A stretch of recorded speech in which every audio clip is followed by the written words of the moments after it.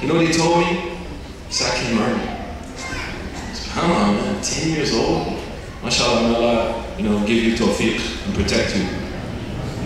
Give you, inshallah, make you pleasing to your parents. So a mixtape dropped in Mecca.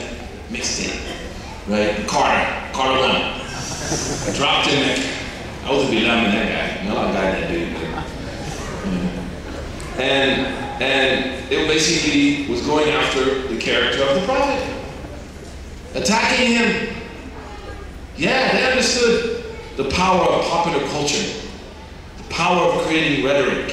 Abu Sufyan, they were buying every newspaper, every radio station, anything that they could get their hands on that controlled the flow of information, they would buy it. And since they would control it, a safa, they started to control it. The Prophet used the safa the first time to make his da'wah. Why? Because that was the BBC of his day. Yeah. So the mixtape dropped. It was whack, yo. It was whack. It was whack. And the companions were upset. And they decided, we gotta drop a mixtape too. So, who should we call? So people came with some lyrics, Bahr Basit, Bahr Rajiz, Bahr Kamil. Actually, not Basit, because Basit is, Kamil, Rajiz, and different forms of poetry. And the Prophet listened to it. It wasn't just like, okay, do it, fine. No, I gotta listen to it. So they brought it to him, and the Prophet was basically like, they're cutting it, man. Even other Sahaba were like, no. So then the Prophet said, that's it. Call Hassan ibn Thabit, the Sha'ir of the Prophet, the poet of the Prophet. So Hassan showed up. The Prophet told him what was going down. I need you to drop a mixtape. You're on primo. And you know what Hassan started to do? What does the narration of Bukhari say? He started to wag his tongue. And he started going like this. I'm not gonna stick my tongue out, I'm shy. And basically he was like, I'm finna get with them fools, yo. I'm finna get with them cats, yo. I'm finna get them! His tongue was waving like Jordan. When Jordan used to stick out that tongue, that's how it's described. And he was like, now if we saw a brother do that now in Dawah, that brother's so arrogant. That brother's so cocky. But the Prophet said, take it easy about what you say. Don't get crazy. But the Prophet didn't censor him for what he. In fact, the Prophet said, وَأَيَّدَكَ رُوحُ الْقُدُسِ. May Jibreel help you to write it. So there's a difference between confidence and swagger and arrogance. You gotta have that confidence even to function, man. You think I became Muslim because I met this guy from Fort Greene and I went to him and I was like, yo man, you hate white people, man. I told him, you hate white folks. And he was like, well, Caucasians, Caucasus Mountains, and the ISIS papers, and the unseen hand, and how to eat to live. He was like, what are you talking about, yo? We don't know white people, dude. Come and sit down. And I was like, dang, where are you from? Where are you learning to talk like that? I thought he was Sudani. Sheikh Abdurrahman, remember Sheikh Abdurrahman? Sheikh Abdurrahman, the brother in Norway, you remember him? African American brother, named Sheikh Abdurrahman. More than 1,000 brothers took Shahada from him. He went into a prison, 300 people took Shahada. You never heard about these people, al-Akhfiya. The Akhfiya. Those Allah hid them because their reward is going to be hidden when they enter paradise, inshallah. And he told me, he was like, man, what are you talking about, man? You crazy. Sit down and shut up, yo. We don't hate no white people. He had swagger. Swagger. Right? I'm not saying you have to talk like you're from the streets to have swagger. It depends where you are. But every place has a swagger. And if you're in the professional field, you need to have that healthy confidence, man. Something encouraged. You should dress, you should be clean. You should look nice and halal. And hold it down. 80% of what people learn comes from their eyes. And it's interesting that the statement of arrogance came when the Prophet ﷺ was asked by someone about wearing nice shoes and clothing. He said, yeah, Rasulullah, we like to wear nice shoes and clothes. he said arrogance is to deny the truth and look down on other people. He corrected this misunderstanding of arrogance. So there's times to have swagger, but the swagger should be accompanied with istighfar and humility. And as Imam Ibn Qayyim said, أخذ بالأسباب مع تفويض. Not Ibn Qayyim. He said, الأخذ بالأسباب مع تفويض. Tawakkul. To take all the efforts that you can, but be humble with the results that come to you from Allah.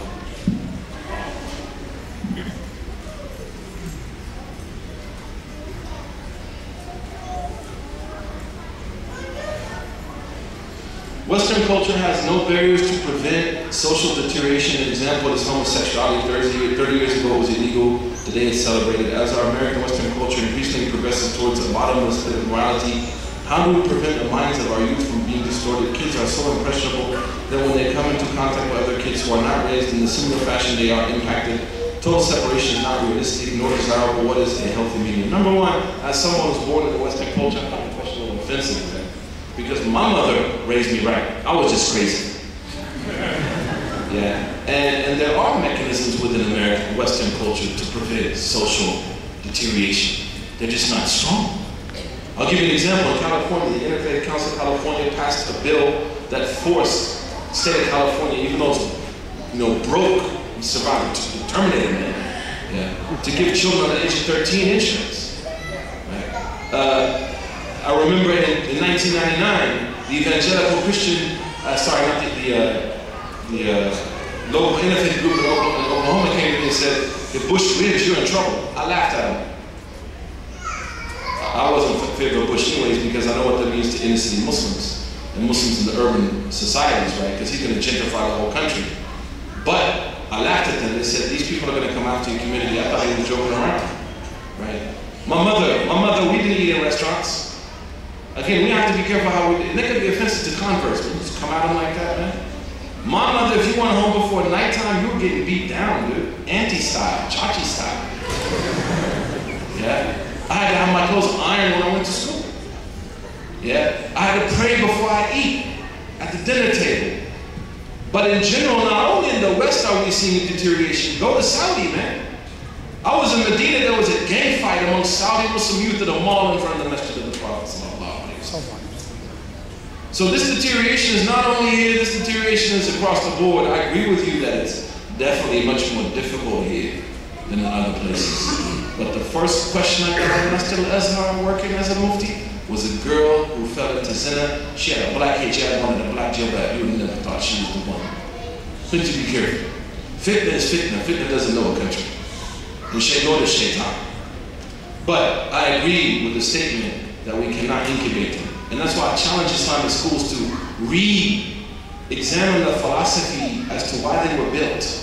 Because in education, the first thing you're taught when you go apply for a job is to ask the administration what's your educational philosophy. That's what they taught me in school.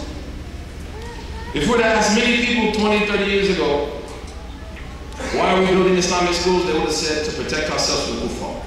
Great. But you should build a school for educational excellence, not to protect yourself from the kuffar. Because those are two very different realities that are going to shape how you deal with the process. So for that reason, we don't have qualified teachers that we hire. And the salaries of our teachers, you're going to work for 12 grand on the East Coast teaching school, 12 grand? Good luck. But if our goal is excellence, then there will be a different paradigm, a different philosophy. Number two, incubation doesn't work, but preparation does. We have to prepare these youngsters, man. That's why when I was in Oklahoma, we founded Islamic school there, Mercy School. And I remember one of the things I left before it got into play, that one of our brothers, the principal there, was doing his MA in education, decided to create a class for the 8th graders because we didn't have a high school. That was like, you know, get ready for the real world class. Prepare you for life. Prepare you for what's waiting for you. Because I'll be honest with you, in many communities I've been to, the worst kids are the graduates of Islamic schools. I have to say that honestly. Some of the best kids I had went to Catholic private schools. I don't know why. I'm not telling you to do that. I'm just saying there needs to be a qualitative study on why this is happening. What are we creating in these atmospheres? Are we empowering them or just teaching them to be like this? I believe that the best way to deal with moralities is to teach them the morals of the Prophet ﷺ, and to cause our young people to educate them and advertise to them in a way that makes Islam something absolutely incredible to them, without sacrificing our principles. Without sacrificing our principles. Without sacrificing our principles. But to teach them in a way that's not just we sit, read a book, and you go. We sit, we read a book, and you go. No. That's why I was happy to see the Boy Scouts here. What are the Boy Scouts at? MashaAllah. It's very important. You're a Boy Scout? That's why you're in the front row. Because it teaches you how to be a man. We baby our boys. You know, I remember when I was teaching Islamic school, we got a young boy would get in trouble and his parents would come and I thought they would tell me, we're so happy that you discipline our son. No. We hate you for the sake of Allah. How could you dare think that our children were bad kids? I said, yeah, right. Okay. I'll see you in 7 years. We can't baby our kids. We raise our daughters, we love our boys. We raise our daughters and we love our boys. But we have to raise both. And most importantly, fathers, you gotta spend time with your little G's, with your boys. Don't make itikaf in front of Jazeera, dude. Don't make itikaf in front of Bollywood. Spend time raising your boys, man. And your boys have to be able to talk to you. Look at Ibrahim. فانظر ماذا ترى. In Surah Al-Safat, I saw in a dream that I'm going to make the biha of you. What do you think about it? We know that the dreams of the prophets are wahy. But still he asked Ismail, what do you think about it? There's this conversation. We have to be careful of social constructs that tell us, if my daughter comes to me and says, Daddy, I love this brother, I want to marry him, that's a shame. That's not a shame. That's a sign that she trusts you, man. If your children trust you, after having them, it's one of the greatest favors Allah can ever give you, is that your kids trust you. They speak to you. When I came back from Egypt, my ego was as big as the Goodyear blimp on Super Bowl Sunday. And I was teaching a class in California. There was a young brother about like your age. And he came up to me and he said, Mom, that lesson was whack, man. He said, I don't know what happened to you. He went to Egypt, came back, I can't understand what you're talking about. I don't know who he Baydawi, but what's Baydawi? I said Baydawi. Qadi al-Baydawi, the writer of Minhaj. He said, I don't care about that, man. I go to middle school, I got freaks in my school, dude. Talk about Qadi Baydawi, rahimahullah. I said, but he wrote the book, Al-Minhaj. I said, I don't know what that is. I need a Minhaj for dunya. So then I got upset. First thing I said, Qillatul adab. This little boy got no adab. I didn't say it to him though, but I went to his teacher. I said, you need to put that kid in check, man. Good friend of mine, Abdul Kareem Seen. I said, that little boy right there is a punk, man. He's looking at me, blast on him. Test beat. He said, why? I said, he came and told me that my talk was horrible. What kind of adab is that? He said, that's the best adab he could ever have with him. I said, why? He said, because he trusts you. He said, he trusts you, that's why I told you. He said, did he really say that to you? I said, man, he never said anything to me before. I said, subhanAllah, that's right. That's right. So number one, parenting is an investment. It requires work. It requires friendship. It requires problems. It requires hard effort. Allah calls parents the sun and the moon in Quran. إِنِّي رَأَيْتُ أَحْدَ عَشَرَ كَوْكَبًا وَالشَّمْسَ Yusuf said, I saw the sun and the moon. Look at the language the Quran employs. Look at the marketing strategy.